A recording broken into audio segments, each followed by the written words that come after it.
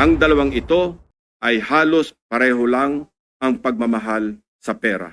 He openly lists projects, hold your breath, Yan. funded by his office. Nilabas na yung I repeat, pangalan.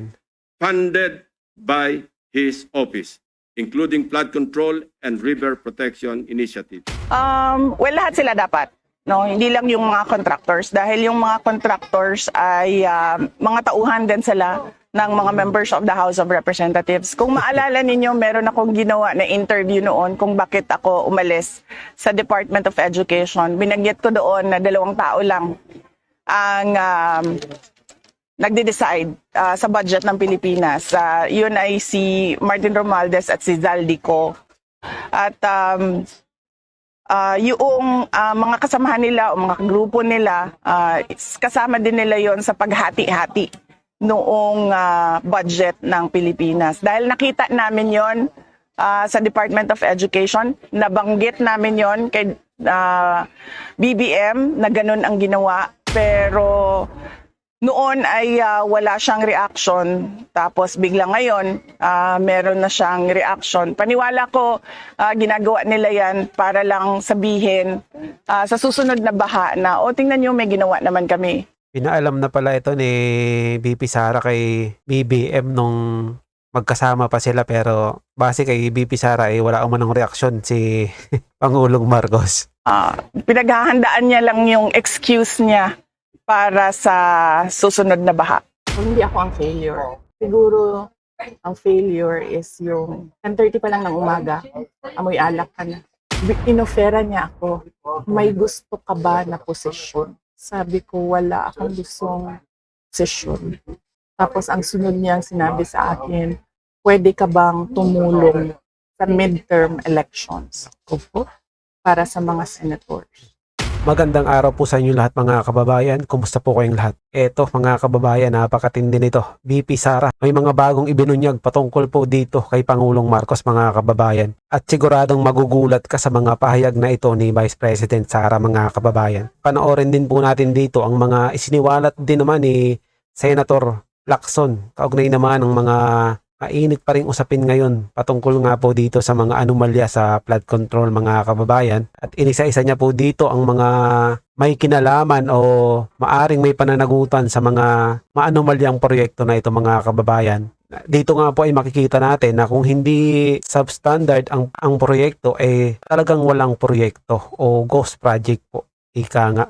Matutulala ka na lang talaga dahil sa laki ng mga budget na inilaan sa mga proyektong ito ay nananatili pa rin binabaha ang mga lugar kung saan ito ay itinayo. Dahil ang iba wala pa mang bagyo sira na. At ang iba naman talagang wala talagang ginawang proyekto mga kababayan. Eto, panoorin na po natin ang naging pahayag na ito ni Senator Lacson mga kababayan. At sa huling bahagi po ng video na ito mga kababayan, panoorin po natin ang mga isiniwalat nitong si Vice President Sara patungkol nga po dito kay Pangulong Marcos mga kababayan. Pero bago yan, kung bago ko pa lang dito sa ating channel ay mag-subscribe ka na at i-click mo na din ang notification bell para maging updated ka sa mga susunod pa nating video. Paki-like at paki-share mo na din ang video ito sa iba pa nating mga kababayan.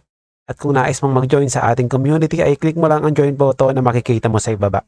Maraming salamat po.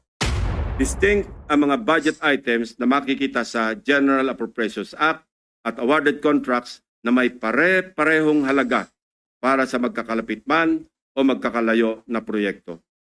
Distinct dahil ayon sa aming mga informants sa loob ng DPWH at kinumpirma ng ilang contractors, coded na budget ito para mayroong pagkakakilanlan ang mga quote-unquote may-ari ng proyekto. Para sa mga nakakaunawa, ang ibig sabihin po ay akin yan. Sa Bulacan First Engineering District na pinamumunuan na magkasunod na tinanggal sa pwesto na sina dating District Engineer Henry Alcantara at ang pumalit sa kanya na si Bryce Hernandez. Napag-alaman naming talamak ang ganitong kalakaran. Bakit? Sapagat ayon sa mga contractors at DPWH officials na nakipag-usap mismo sa akin at aking staff, ang dalawang ito ay halos pareho lang ang pagmamahal sa pera. Napabalita pa nga kamakailan na ang isa sa kanila ay nakakapagpatalo ng daang milyon sa isang kasino dito sa Metro Manila. Grabe yun. Mr. President, sa District Engineering Office na ito, Daang milyon, isang gabi, papatalo mo sa kasino. sa ilalim ng pamumuno ng dalawang nabanggit na opisyal, para sa taong 2024, 28 proyekto ang pare-pareho ang pondo kahit magkakaiba ang specs, disenyo at haba. Distinct. Babalikan po natin, Mr. President, mamaya ang lalawigan ng Bulacan na aming maituturing na pinaka-notorious pagdating sa anomalya ng flood control projects base sa aming mga findings. Unahin muna natin ang kaso ng questionabling flood control project sa lalawigan ng Pampanga. Mhm. 4 years now, the riverbank mitigation project in Candating, Arayat, has been the face of a failed flood control project. Tuwing umuulan, panay ang aray ng mga taga-Arayat sa pag-apaw ng ilog na hindi mapigilan ng flood control. Mr. President, binisita ng aking mga staff ang Arayat nitong nakaraang 2 linggo lamang na tinamaan din ng hagupit ni Emong at nagdulot na naman ng pagguho ng ilang bahagi nito. Take note, Mr. President, katatapos lang ng panibagong repair nito noon lang Hunyo ng kasalukuyang taon, 2025. Sa itsura ng structure, tila baga hindi binibigyan pansin ng gobyerno ang Candating. Mhm. Pero kung babalikan natin isang taon pa lamang ang nakakaraan o noong Agosto 2024, may gumuho ng flood control matapos mahagupit ng monsoon. Mr. President, a review of the budget books shows that we started funding the construction, rehabilitation of slope protection along Pampanga River, Candating, Arayat, Pampanga, way back in 2018. Grabe. Let me give a rundown. In 2018, we already spent 20 million pesos on a project for the construction, rehabilitation of slope protection along Pampanga River, Candating section, Arayat. Kalaunan, nasira. Since then, it has become a cycle, Mr. President. We used the people's tax money to repair it in 2023 for a contract price of 91.6 million pesos. Mhm. Pansinin niyo mga kababayan yung itinaas. Halos mahigit 4 na ulit.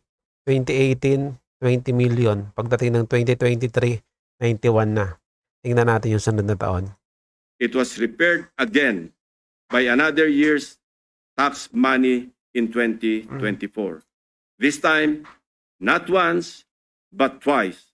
91.8 million for phase 1 and 91.4 million for phase 2. Doble na. Take note, Grabe, no? 20 million pesos lang ito sa una Oo. at original construction. If the original construction cost was only 20 million pesos in 2018, why did the repair cost balloon Grabe. to 350% or 91 million in 2023 and another 183 million pesos in 2024 or an overall increase of 815%? Aba, Anong ginagawa ng mga nag-audit dito? At di ba nila nakikitaan ng anomalya yan? Yung original na proyekto, 20 million. Pagkatapos ng ni-repair na, naging 91. Lumaki siya ng 4 na beses kumpara dun sa original na proyekto. at nawili na ang funder ng Edmarie Construction na siyang palaging nananalong contractor sa Candating, Arayat, Pampanga noong 2023 at 2024. Naglagay pa ulit ng 100 million pesos ngayong taon. Buti na lang, pinigil ng Malacanang ang pag-release ng pondo. Distinct din, but in a very distinct way. As I mentioned earlier, all of these were awarded to the same mighty contractor, Edmarie Construction and Trading. Pinigil na ngayon 2025 pero 3 taon yung 2023, 2024. 2 taon pa lang magkakasunod yung Yung naging repair na halos na nagdoble-doble na yung presyo. In total, Edmarie bagged 274.8 billion pesos in taxpayers' money for the rehabilitation and repair of Kandating na tila hindi nagsasawa sa repair. Hindi lang po yan ang issue ng Edmarie. How can this contractor, with an unusual share of controversies, including being delisted as DHSUD builder in 2023, be trusted to rebuild its own consistently collapsing project, which has evidently come with great cost and loss to the government? Paulit-ulit ang pag-repair, ngunit ganito pa rin ang kalagayan sa Kandating Arayat. Arayat ko po. Mr. President, magtungo naman tayo sa Hilagang Luzon, partikular sa probinsya ng La Union, kung saan matatagpuan ang Bawang River Basin na kung saan matindi ang congressional insertions. Sa tulong ng mga concerned groups and individuals, napansin namin ang bilang ng flood control projects na bagamat wala sa National Expenditure Program noong 2024 ay biglang tumubong parang kabute sa General Appropriations Act ng nakaraang taon. Sino ang salarin dyan? Halimbawa, ang construction of flood control structure along Bawang River Basin. 2 items lamang na may tig 50 million pesos ang nakalaan sa bahagi ng Nagilian. Samantalang, ang bayan ng Bawang ay wala pong proyekto sa National Expenditure Program. Abracadabra, sa naipasang 2024 General Appropriations Act, nagkaroon ng 10 items Na magic. na nahahati mula Package 1 hanggang Package 10 na may tig 98 million pesos ang biglang umusbong para sa Nagilian. Sa kabuuan, ang 10 packages na ito ay umabot sa 967.4 million pesos. Halos 1 bilyong piso kumpara sa 2 tig 50 million lamang sa 2024 NEP. Sa Bawang naman, 7 packages ang lumitaw na may magkakaparehong halaga, 89 million pesos each. Sa kabuuan, ito ay nagkakahalaga ng 623 million pesos mula zero budget sa NEP ng 2024. Sa aming masinsing pagkalkal ay natuklasan naming iisang kontraktor ang naawardan ng lahat ng packages na ito, ang Silver Wolves Construction Corporation. Distinct pa rin, distinguished colleagues. Ito ang nabanggit kong pork barrel insertions kanina, Mr. President. Meron pang mas matinding congressional insertions, ipapakita ko sa inyo. Baco at Nauhan, Oriental Mindoro. Yun. Aguila Nako. Congressional Insertion. Ito, sa Mindoro na ito. Sino kaya ang salarin dito? Mr. President, when flood control projects fail to stand against the tides, we are compelled to question the feasibility of the project and the technical capacity of the contractor. But what if an elected congressman or a political group claims ownership of the project? Is it not both proper and necessary to scrutinize their motivations and examine the extent of their involvement, and perhaps to hold them responsible? This explains the logic why I am insisting to make transparent the identities of the proponents of the insertions from the House GAB, Senate version, and all the way to the BICAM. If they claim something as theirs, should they not also be accountable for its failures? Mr. President, I raise the question because of the evident congressional banners we observe alongside many projects in Nauhan and Baco, both in Oriental Mindoro. Bilang halimbawa, in Barangay Burbuli, Baco, Oriental Mindoro, one banner reads, Congressional Congressional project. project, construction of flood control structure along Barangay Burbuli, Alag River, Baco, Oriental Mindoro, Aguila, aksyon, gobyerno at inisyatibo sa larangang lehislatura. This project, awarded to Silver Wolves Construction Corporation again is worth 95 million pesos. It is an ongoing project to be completed in December 2025. This project is so important that it can turn stones and get funding approval under the unprogrammed appropriations of the 2024 national budget. Naku po. This prompts us to dig deeper into the web. And as they say, social media is a great resource of evidence, which lawyers fondly call testimony against self-interest. In one Facebook post, we discovered a congressional representative showcasing his midterm accomplishment report covering the period from June 30, 2022 to December 31, 2023. He openly lists projects, hold your breath, Yan. funded by his Nilabas office. na yung I repeat, pangalan. funded by his office, including flood control and river protection initiatives. From Aguilas Baco, let us travel to Aguilas Nauhan, also in Oriental Mindoro. Mr. President, Nauhan is among the beneficiaries of 3.6 billion pesos worth of projects, while Baco proudly lists 807 million, all of which is attributed to and owned up by the office of the congressman. Hindi lamang po ito ang maswerteng napondohan. Isa pa sa pinagmamalaki ng mapag-angking congressman ay ang flood control structure sa Butas River. Nung pagkatapos ng proyekto, inangkin niya na galing sa kanya yung proyekto. Tapos ngayon may problema na. Tingnan natin kung aangkinin ba rin niya. Upstream, Barangay San Jose, Nauhan, Oriental, Mindoro. We took time to visit the project, Mr. President. Dinadaanan namin to pagpauwi sa probinsya eh. Dinadaanan to pagpapunta ka ng Pinamalayan. Which he referred to as a national project through congressional allocation. The project was awarded to Raymond Builders for 231 million pesos. At hinugot pa rin ito sa unprogrammed funds.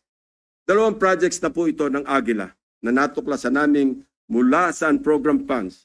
Isa sa Barangay Burbuli at isa sa Barangay San Jose. Sa tagal ko na rin pong nagbubusisi ng pambasang budget, ang pagkakaalam ko po, masalimuot ang proseso ng paggamit ng unprogrammed appropriations under the Special Purpose Fund para mag-augment sa ilang items under the regular budget. Hindi po madaling ma-access ito. Dapat A, may excess revenue collections, or B, new revenue collections, or C, those arising from new tax or non-tax sources, or D, approved loans para sa foreign assisted projects. Mahaba din ang requirements dito, Mr. President. So, ano kaya ang taglay na agimat ni Congressman? What gives, Mr. President? Kung saan may multimillion projects, dumadapo ang Aguila. Ang tanong niyan, sino nagbigay doon sa congressman na yon? Sino yung nag-approve ng pondo para mapunta doon? Pero lubog pa rin sa baha ang nadadapuan ng Aguila. Isa lamang po ito sa napakaraming banners at social media posts ng congressional insertions ng mga politiko na naglipana sa iba't ibang bahagi ng bansa. Mr. President, ituloy na po natin ang diskusyon tungkol sa aming mga obserbasyon sa lalawigan ng Oriental Mindoro. Without taking anything away from the good but suffering people of this province on the legitimacy of their needs due to its high flood susceptibility, I want to speak of the billions of appropriations for flood control projects poured into this province in Luzon's eastern flank. Mr. President, when someone gets the largest share of the pie, we naturally ask why, especially if such a price comes from the taxpayers' tab. In Oriental Mindoro, for example, we wonder why among its 14 municipalities, one town tops the bill. Sa pagsalo ng buhos ng pondo, nauna ang Nauhan. Nauhan Oriental 10 Mindoro billion? received a sweeping 55% of the province's 2025 flood control budget. Katumbas ito ng 10 bilyong piso para sa Grabe. flood control projects ng bayan ng Nauhan, Lakas Palamao. ng nauhan ah. Fair enough, given the coastal topography of the municipality, which includes its lowland plains and extensive river systems such as Mag-asawang Tubig, Nauhan, and its people badly need flood control interventions. However, the magnitude of its budget allocation in the last 3 years alone, amounting to approximately 19 billion pesos and nearly doubling each year, Grabe. raises concerns regarding Nauhan's curious case. 19 Even billion. before the provincial governor of Oriental Mindoro blew the whistle, so to speak, on what he alleged as anomalous flood control project, we had already dug deep in our study, literally sifting through years after years of appropriations for these projects. True to form and with due diligence, I immediately dispatched my staff to Oriental Mindoro to verify the data we gathered about Nauhan and to validate the governor's claims. Mindful of political bumps we may encounter, my directives are clear. We must see no political color and remain impartial in our findings.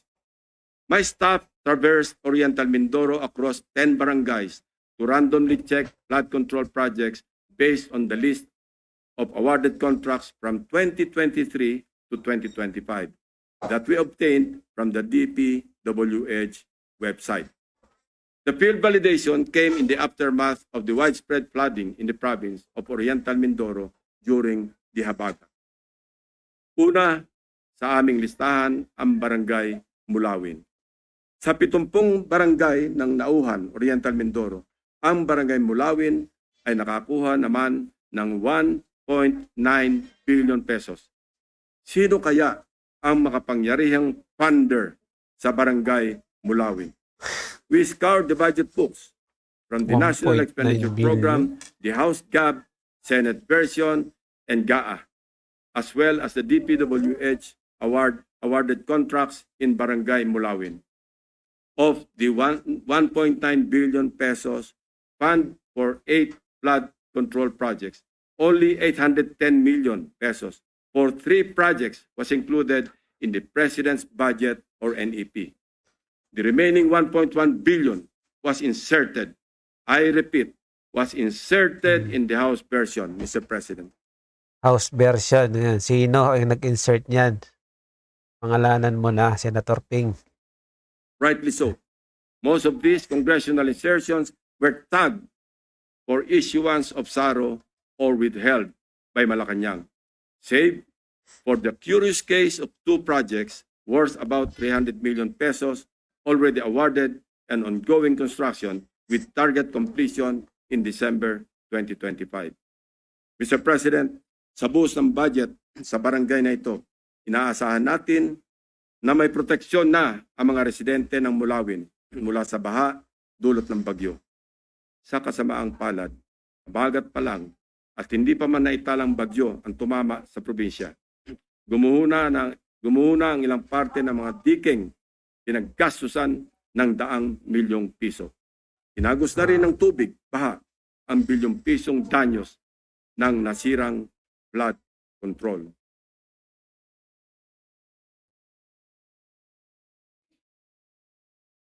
Ito mismo ang parehong barangay na gustong inspeksyonin sana ni Governor Dolor noong nakaraang Sabado lamang, kung saan napabalita ang pagharang sa kanya ng security personnel sapagkat ayon daw sa kontraktor ng proyekto, kinakailangan ng written approval mula sa DPWH bago makapasok ang sinuman sa Gawin mo. Gobernador ka tapos hindi ka pasukin dun sa nasasakupan mo. Ibang klase ang lakas ng mga gumagawa dito sa proyektong ito. construction area. Mabuti na lamang, napuntahan na rin po ng aking team ang di umano'y restricted area na ito noong unang linggo pa lamang ng Agosto. Actually pinagbawalan din ang aking staff na lumapit sa proyekto. Pero sapat na ang kuha ng aming drone upang makita ang mga depekto ng construction dito.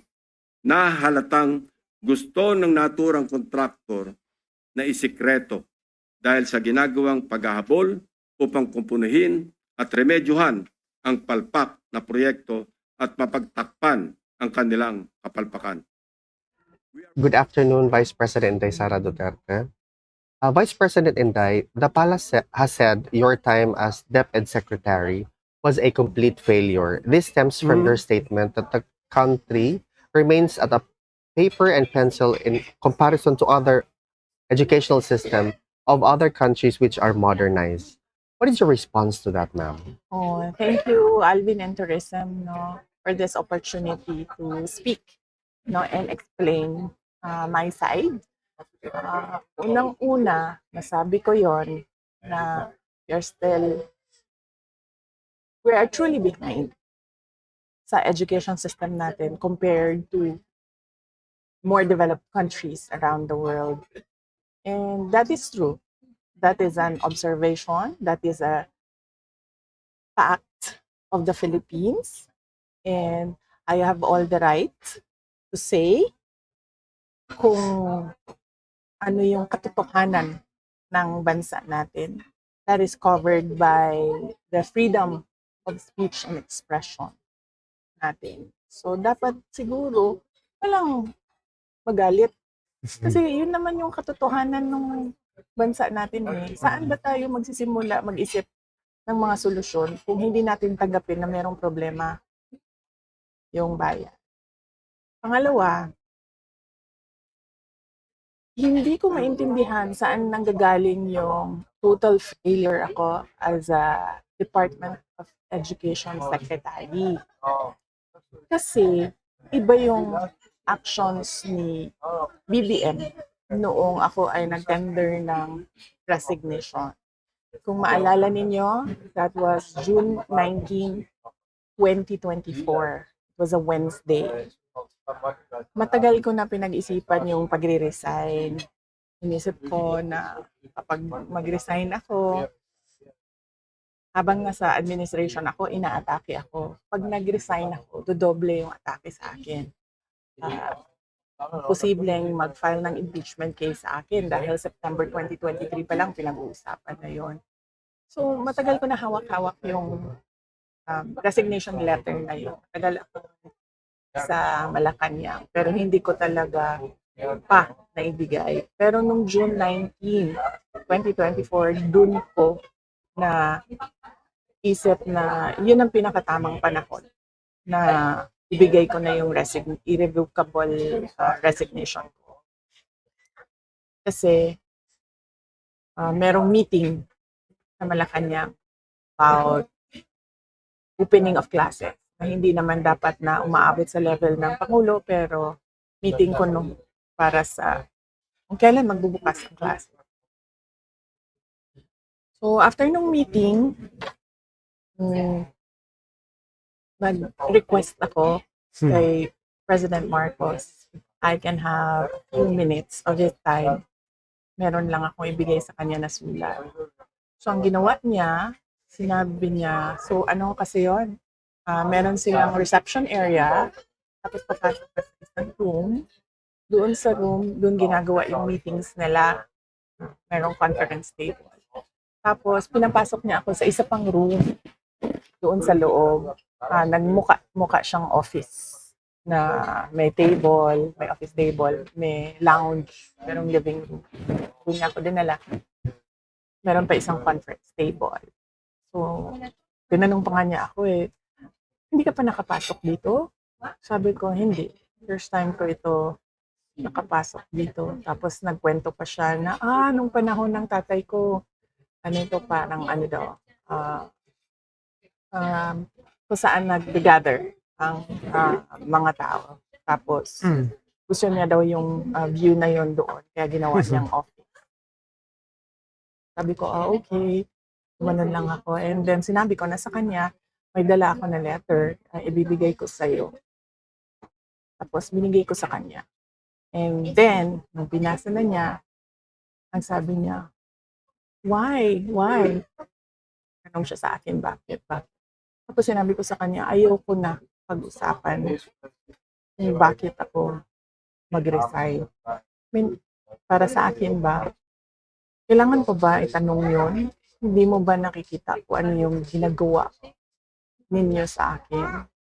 Parang hindi naman ako masokista na aatakihin ninyo ako nang aatakihin habang nagtatrabaho ako para sa inyo. And to think na the Department of Education was the department that was delivering results sa administration.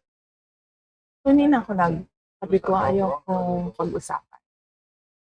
And then sabi niya, he tried, asked me to stay. Tapos sabi ko, ayoko na.